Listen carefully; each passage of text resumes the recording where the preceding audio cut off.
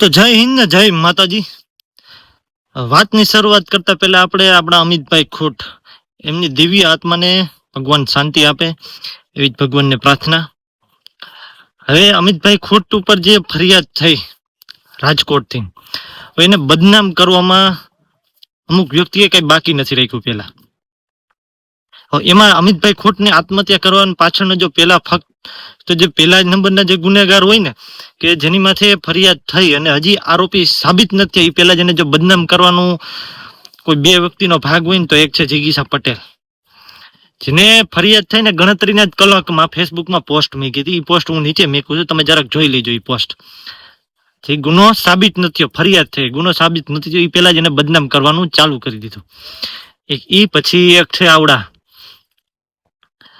આ નિર્ભયા ન્યૂઝ ગોપી ધાંધર, ઈ પણ ગણતરીની કલાકમાં મીડિયામાં ચાલુ કરી દીધું હતું ને આમ છે ને ઓલાની એરા હતો ને ફલાણું ઢીકણું ચાલુ કરી દીધું. આ બે ની તપાસ થવી જોઈએ. પેલા તો આ બે લોકો ઉપર ગુનો દાખલ થવો જોઈએ, કે જે વ્યક્તિ હજી ગુનો દાખલ થયો સાબિત નથી, પેલા જ આને બદનામ કરવાનું ચાલુ કરી દીધું. અને આ સૌરાષ્ટ્રની ભૂમિ છે, અહીંયા કોઈ માથે ગુનો દાખલ થાય ને બદનામી થઈ જાય ને, પછી એને જીવવું મુશ્કેલ પડી જાય. જે સંસારિક જીવન જીવતો હોય ને એને જીવવું મુશ્કેલ પડી જાય. એ પેલા જ આ ગુનો થયો ને ગણતરીની કલાકમાં બદનામ કરવાનું ચાલુ કરી દીધું, કે આને માત્ર ને માત્ર પોતાનો સ્વાર્થ જ દેખાય, પોતાનો સ્વાર્થ જ દેખાય છે. એ માટે બદનામ કરવાનું ચાલુ કરી દીધું. કઈ રીતે અમે આને આ વ્યક્તિને ટાર્ગેટ કરી શકીને, કેના લીધે અમે આ વ્યક્તિને ટાર્ગેટ કરી શકીને, એની પોસ્ટ હું નીચે મૂકું, તમે જરાક જોઈ લીજો.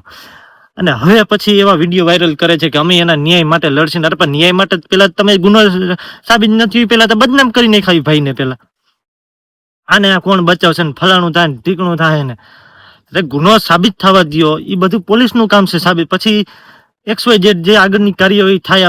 હજી ગુનો દાખલ છે ને ગણતરીની કલાકમાં તમે પોસ્ટ મૂકી દો ને મીડિયામાં આ ત્યાં રાયડું નાખીને કેવા માંડો કે આ કોણ શું છે ને.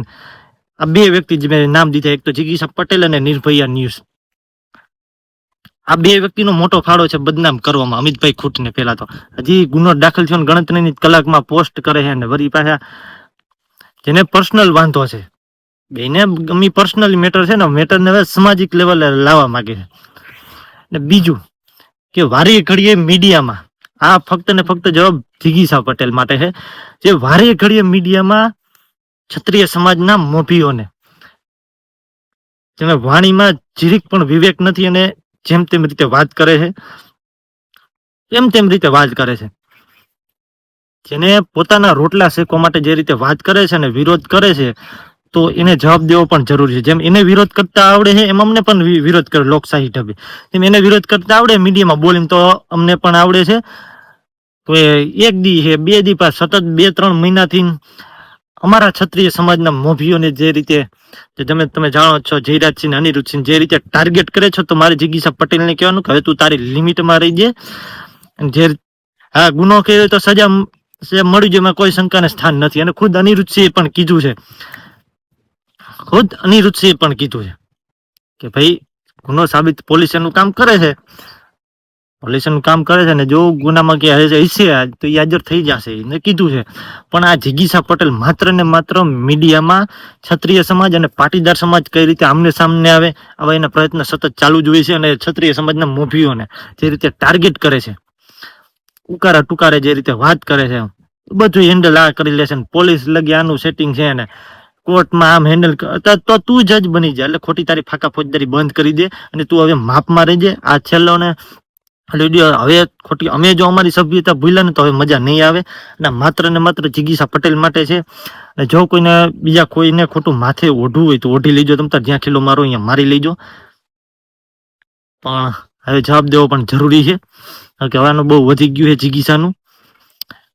જેમ આગળ મેં વાત કરી એમ મારા બધા ક્ષત્રિય સમાજના ભાઈઓને કહેવાનું કે કોમેન્ટ કરી નાખો કે આનું કેટલા ટાઈમથી આપણે સહન 2-3 મહિનાથી આપણા ક્ષત્રિય સમાજના મોભીઓને ટાર્ગેટ કરે. અને પછી આપણે કંઈક વિડીયો બનાવીને અમે જવાબ આપીને લેવું કે મેં ક્ષત્રિય સમાજના આંદોલન વખતે સાથ આપ્યો.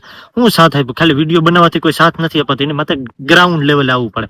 અને વિડીયો હું કામ બનાવ્યો હતો તે કે પરસોત્તમ રૂપાલાએ જે તે સમયે પાટીદાર સમાજનું આંદોલન હતું ત્યારે એ કંઈ બોલ્યા નહોતા કે પાટીદાર સમાજને ને જે 14 યુવાનો જે મૃત્યુ પામ્યા હતા એ વ્યક્તિ પણ એને મૌન ધારણ કરેલું હતું, કઈ એક્ટિવિટી નહોતી કરી. એ માટે જિગીશા પટેલે વિડીયો હમણે ઓલો ક્ષત્રિય સમાજનું જે આંદોલન ત્યારે એવું કંઈક વિડીયો બનાવ્યો હતો કે આપણે આને સાથ ન દેવો જોઈએ ને આમ. હા, એ તો તમારા સમાજનો પ્રશ્ન છે, દેવો ન દેવો તમારો વ્યક્તિગત પણ તમે એવું નથી કહ્યા કે અમે ક્ષત્રિય સમાજ આયરે સાથે, પણ તમે હુકામ નહોતું એનું કારણ આ હતું કે તમને સાથ નહોતો દીધો એટલે તમે રૂપાલાને સાથ નથી, પણ તમે એ માટે અમારો સાથ દીધો. એ એક વાત ખોટી છે તમારી, એટલે ખોટી તમારી જાતિવાદી માનસિકતા છે ને એ તમારે પ્રત્યે રાખો, અને પોતાના રોટલા શેકવા માટે અમારા ક્ષત્રિય સમાજના મોભીઓને ટાર્ગેટ કરવાનું બંધ કરી દે. એટલે હજી માપમાં હી અમે, એટલે એટલામાં સમજી જાય ને કે હજી પણ હવે જવાબ દેવામાં આવશે. જેમ તને બોલતા આવડે એમ અમને પણ બોલતા આવડે, એટલે હવે માપમાં રહેજે. બાકી અમે પણ હે ને હવે લોકશાહી ઢબે જેમ તને આવડે છે ને એવી જ રીતે અમને પણ આવે વિડીયો બનાવતા. એ તારી બાપના ઉંમરના છે, તારી બાપના ઉંમરના તું વ્યક્તિને જે રીતે વાત કરતી, એટલે તું ખોટું તારી જે બધી બોલ બચન રેવા દે. એટલું જ તને કહેવાનું, વધારે નથી કેવું. જે સમજી જાવ તો સારું છે. તો જય હિન્દ, જય માતાજી. મળી પાછા ફરી વિડીયોમાં. જો હજી પણ મર્યાદામાં નહીં રહે તો પણ જવાબ આપવામાં આવશે. અને બીજા અમુક એના જે અમુક હોય ને એને એટલું જ કહેવાનું, એવું જ બધા પાણીયારી હોય તો કોમેન્ટમાં હે ને નંબર નાખતા જજો. બહુ એવા બધી ના હોય તો કોમેન્ટમાં નંબર નાખી દેજો. તમ તારે મારું એડ્રેસ પણ આપી દઈશ, તમ તારે આવી જાજો. એટલે એટલું જ તે ના માત્ર ને માત્ર જિગીશા પટેલને કહેવાનું, એટલે કોઈ ખોટું માથે ન ઓઢતા ને. અને હું રીતે જવાબ આપી એ તમને બધાને ખબર છે. જે રીતે અમારા ક્ષત્રિય સમાજના મોભીઓને ટાર્ગેટ કરે છે, વિરોધ કરો એનો કોઈ વાંધો નથી, પણ મર્યાદા હોય. વિરોધ કરવાની એક મર્યાદા હોય, મર્યાદા હોય વિરોધ કરે. અને આ મર્યાદામાં તને ખબર જ છે, તમને બધાને આવડતું નથી. જે રીતે ટાર્ગેટ કરે છે એટલે એને કહેવાનું છે.